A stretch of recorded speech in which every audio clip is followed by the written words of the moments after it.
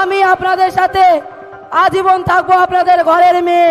কোনোদিন মুখ্যমন্ত্রীর পোষা কোনো দুষ্টু ছেলে মেয়েদের মতন পিছিয়ে যাব না। এ দলের থেকে ও দলে গিয়ে রং বদলাবো না। এই বোন কখনোই 2000 টাকায় কারোর কাছে বিক্রি হয়নি, আর হবেও না। আজকের যে তৃণমূলের ছোট ছোট যে পিঁপড়ারা এখনো আমাগাড়ি দিচ্ছে আর মা বোনেদেরকে হুমকি দিচ্ছে আর মিথ্যে কেস দিয়ে যেটা ভাই মায়েদেরকে হাজতবাস করাচ্ছে, তার উপযুক্ত জবাব আমরা দেব। এটা সন্দেশখালীতে হয়েছিল, সেটা পুরো পশ্চিমবঙ্গের মানুষ জানতে পারবে।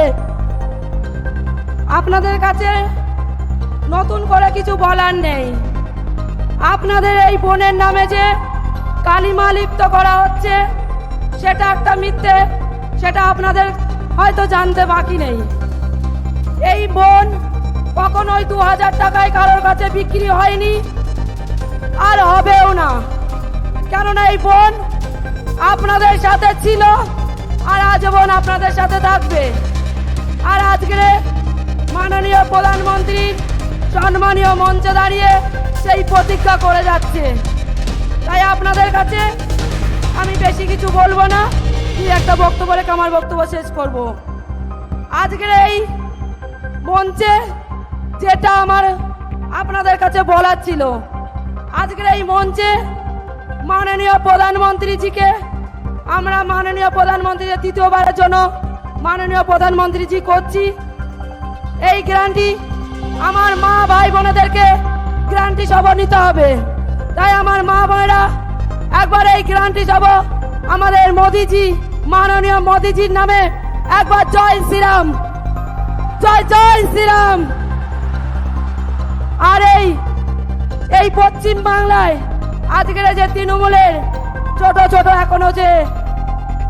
ছোট যে পিঁপড়ারা এখনো আমাগাড়ি দিচ্ছে আর মা বোনেদেরকে হুমকি দিচ্ছে আর মিথ্যে কেস দিয়ে যেটা ভাই মায়েদেরকে হাজতবাস করাচ্ছে, তার উপযুক্ত জবাব আমরা দেব, দিচ্ছি।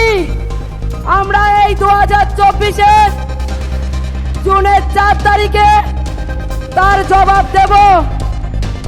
আর সেই জন্য আজকের আমার মা বোনেদের এই জনসভা, আমার মা বোনেরা প্রস্তুত নিন। আর যেন দ্বিতীয়বার যেন এই তৃণমূল বাহিনী মুখ্যমন্ত্রীর পোষা দুষ্টু ছেলেরা যেন মাথা উঁচু করে না বাঁচতে পারে, মাথা উঁচু করে কোন মা বোনের ঘরে যেন না ঢুকতে পারে, কোন বাবার জমি না কাড়িয়ে নিতে পারে। তার জন্য আজকে প্রতিজ্ঞা করুন আপনারা। আপনাদের প্রতিজ্ঞা মাননীয় প্রধানমন্ত্রীজির প্রতিজ্ঞা।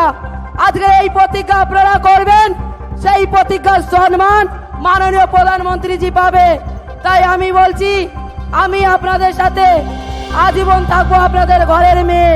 কোনোদিন মুখ্যমন্ত্রীর পোষা কোনো দুষ্টু ছেলে মেয়েদের মতন পিছিয়ে যাব না।